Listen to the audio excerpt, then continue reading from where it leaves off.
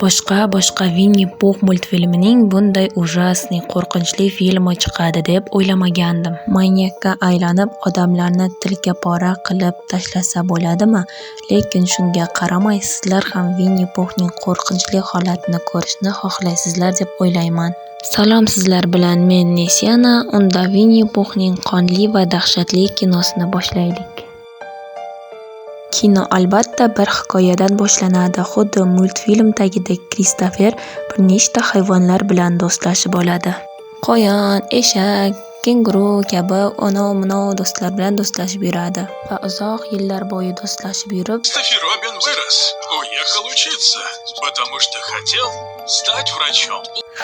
Yigit keyin do'stlarini tashlab ketadi. Hayvonlarning o'zlari yolg'iz, qorinlari och qolib, nima qilishlarini bilmayotganda o'zlarining yirtqich ekanligi eslarine tushadi va ularning qorinlari oshib, hayvonlarni odamlarni yey boshlaydi. Oradan vaqt o'tadi. Kristofer o'zining yurib yurgan qizi bilan shu uyga keladi. Mening gapiradigan o'rtoqlarim bor deb qizga aytadi, lekin qiz aldama, hayvonlar gapirmaydi-yu deb ishonmaydi. Их детей есть воображаемые друзья. Я их не выдумал, Мэри. Sen meni jinni deb o'ylama, men senga baribir do'stlarimni ko'rsataman deb qizni suyrab olib ketadi. Keyin shu qo'rqinchli uyni topib oladi. Отсюда. Пожалуйста. Да все будет нормально, я их знаю. Я смогу защитить тебя. Qiz qo'rqib yur ketaylik desa ham yigit yo'q, ular mening do'stim deb oxiri shu uyning ichiga kiradi. Lekin u uy yoqimsiz, juda qo'rqinchli edi va ayiqni ko'rib ular tiqilib qoladi. Ayiq esa ularni ko'rmay uxlab qoladi. Shu uxlab qolganda ular qochib ketishni o'rniga yashirinib qoladi-yu shu yerda. Keyin yurganda ayiq Kristoferning qizini ushlab oladi. Пожалуйста, пятачок, хватит. Qarab yig'lab turavergancha Pitachokni itarib qizingni qutqarsang bo'lmaydimi? Mayli, oxiri u Pitachok qizni ham o'ldiradi. Keyin hamma do'stlari kelib Kristoferni ushlab ichkariga suyrab olib ketadi. Keyin mana bu yerdan bilamiz, o'sha yangiliklar tarqayapti. O'rmonga ketgan odamlar qaytib kelmayapti, yo'qolyapti degan yangiliklar tarqaladi. Bu qiz bilan ham tanishing. Buni ismi Mariya. Bu ham glavniy roldagi qizlarning biri. Bu psixologlarga borib, u yerim unaqa, bu yer bunaqa, stress deb hamma nimalarni aytib o'tiradi xullas hayotini. Va psixolog o'rmonga borib dam olib qayt deydi. U qiz do'stlarini olib o'rmonga ketadi. Bu yerda bo'lsa o'rmonda odamlar yo'qolyapti, o'lik chiqyapti desa ham bilmadim endi. O'rmonga dam olishga boradi hamma qizlar va shu uyda qonishga qaror qiladi. Dalsha ketdik. Bu qiz ham anu qizlarga boradigan dugonasi. U adashib yo'lda qoladi va Winnie-Poohni ko'rib qotib qo'rqib qochayotganda Winnie-Pooh izdan quvlaydi va Winnie-Poohni uyiga kirib ketadi. Winnie-Pooh ham uyiga kiradi va qizni ko'rib o'tirikka ko'rmagandek bo'ladi va qiz endi chiqib qochaman deganda qizni ushlab oladi va kiyimini yechib go'sht maydalaydigan ichiga tiqib yuboradi. Tipa farsh yasash uchun. Bu yoqdagi qizlarga o'raylaylik. Bu qizlar dam olib, ana bu Mariyani ko'nglini ko'targisi kelib yuradi, lekin Mariya baribir hayotidan nolib, u ishim o'xshamayapti, bu ishim o'xshamayapti deb dugonalariga aytib o'tiradi va oxiri u Mariyani bir odam kuzatib yurgan ekan. U shundan juda qo'rqib, stressda, depressiyada yurgan ekan. Kunda uyiga ham kirar emish kuzatadigan odam va bu odam haqida politsiyaga aytib beradi va politsiya hech nima qilmaydi. Bu yerda Winnie-Pooh o'sha Kristoferni ushlab olgan, lekin uni bog'lab qo'yibdi, unga hali tegmagan. O'ldirmagan. Нельзя убивать людей, Винни. Я знаю, Винни. Я так виноват. Rostdan-ku, lekin ularni kichkinaligidan odamga o'xshab yasashga o'rgatib, keyin birdaniga tashlab ketadi. Winnie-Pooh Kristoferning kichkinaligida sizlarni hech qachon tashlab ketmayman degan so'zlarni eshitib yig'lab, Kristoferni ura boshlaydi. Mana u qiz basseynda cho'milib, dam olib yotib selfi yashabatganda ortida birov turganini ko'radi. Что это за хуета? Здесь кто-то есть, а? Uyiga kirib, eshikni qulflab olishni o'rniga yana basseynga tushib yotadi va oxiri Vinni Pux bilan Kristofer mana Pitachok kelib qizni bo'g'ib o'ldirib ketadi o'zlari bilan. Bembisi bilan qizni yo'lni o'rtasiga bog'lab yotqizib, ustidan Pitachok boshadi.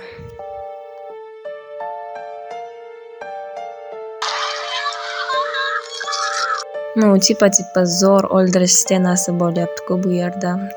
Kegma o'zlari bilsin degan bo'lyapti mayli. Bu yoqda do'stlari birovning qichqirganida, baqirganida nima bo'ldi deb yugurib borsa, dugonalarining o'lib yotganini ko'rib, ichkariga qochib kiradi va uylariga qon bilan yozib ketgan bo'ladi bir nima deb. Dugonamizni mashina bilan bosib o'ldirdi. Endi biz nima qilamiz? Bizlar kelib bizlarni ham o'ldirsa-chi deb qizlar qo'rqib panika qilishni boshlaydi. Vinni Puxni o'z ko'zlari bilan ko'rib, qo'rqib, zitib tez qochib ketadi. Mana qiz boshqa qiladi, birov вообще pistolet topib oladi va bu yerga Vinni Pux yetib keladi va bir qiz basseynga tushib ketadi. Pitachok basseyndan chiq deydi, u qiz yo'q chiqmayman deydi. Unda chiqmasang az ko'rasan deb qizni o'ldirishga harakat qilib basseynga tushadi va oxiri qizni iziga yetib o'ldiradi. Qizlar nima bo'lyapti desa, dugonasining suvda o'lib yotganini ko'radi va bu Pitachok boshqa qizni olib ketayotganda dugonalari ularni izidan borib, dugonamizni qutqaramiz deydi. Borsa, Vinni Pux asal yeb yotgan ekan va u qizni ham oxiri o'ldiradi. Qizlar uyni ichiga kirib olib, bog'lanib turgan Kristoferni ko'radi. Бегите отсюда прямо сейчас. Yigit qochinglar desa ham tinglamay, yigitni bo'shata boshlaydi. Идите, помогите там. Со мной все норм, просто идите. Tashqariga chiqsa, dugonasi ham bog'lab turgan ekan. U qizga borib, nima bo'ldi, kim yasadi desa, Дошло. Медведь и свинья. За свинья. jinnimisan, qanaqa ayiq, qanaqa cho'chqa deb ishonmay turadi va qizni oxiri yechib, endi ketamiz deganda qiz yuzini ko'rib, ketmayman, men uni o'ldiraman deb turib oladi-yu. Я отсюда не уйду, пока не убью их. Свинка, где ты? Qizlar yashirinib qoladi va Pitachok bilan mana qiz sahna ko'rsatadi hozir. Ты за это заплатишь. За все, что ты со mной сделал. Pistoletda otmay qoladi va u qizni ham o'ldiradi. Va bu yerda qizlarni yashirinayotgan eshitib qoladi. Ikki qizni izidan quvib ketadi. Bu qiz esa bolg'ani olib boshidan uradi va Pitachokni bog'lab qo'yib ura boshlaydi. Bu qiz молодец. За все заплатишь, ёбаный урод. Va shunaqa qilib shoshqani ura boshlaydi va ortidan Vinni Pux kelib, oxiri bu qizni ham o'ldiradi. Qolgan ikki qiz qochib ketayotganda yo'ldan mashina ko'rib qoladi va yordam so'raydi. Ёбаный Винни-Пух. Вы что, бля, бредите? Boshida yigitlar ishonmay turganda qanaqa medved, qanaqa ayiq deb va o'z ko'zlari bilan ko'rib, qo'y buni o'ldiraylik deb hammasi o'ldirishga boradi. Keyin unga umuman ta'sir qilmaydi, umuman hammasi ura boshlaydi, lekin qonlari oqib tursa ham u battar kuchayib hammasini o'ldira boshlaydi. Sindiradi, oyoqlari bilan ezadi va qizlar esa bolalarni mashinasiga o'tirib ketib qoladi. Ortidan Vinni Pux mashinaga ilmashib o'tiradi va qizlarni ham ushlab olib, oxiri bit-chitini chiqaradi. Bo'ldi, o'ldiraman deb turganda Kristofer mashina bilan kelib Vinni Puxni avariya qiladi xullas. O'ldi deb turganda, lekin Vinni Pux tolib qolgan bo'ladi. Yur, ketamiz, hammasi yaxshi bo'ladi deb qizga aytayotganda, Vinni Pux o'rnidan turib, mashinalarni itarib, qizni ushlaydi. Endi qizni ushlab o'ldiraman deganda, Можешь остановиться. Я знаю, медвежонок. Отпусти ее. Тебе нужен я. Vinni baribir qizni o'ldiradi. Ana Kristofer bo'lsa qochib ketadi. Vinni Pux yigitni izdan quvmay, qizni o'ldirib qoladi. Shu bilan kinomiz o'z nihoyasiga yetdi. Kino yoqqan bo'lsa, layk bosib, kommentariy yozib, obuna bo'lib ketinglar. Bu kinoni ikkinchi qismi ham bor. Agar kino sizlarga yoqqan bo'lsa, ikkinchi qismini chiqarishimni xohlasanglar, kommentariyaga ikkinchi qism deb yozib ketinglar. Shu bilan kino tugadi. Hammaga xayr!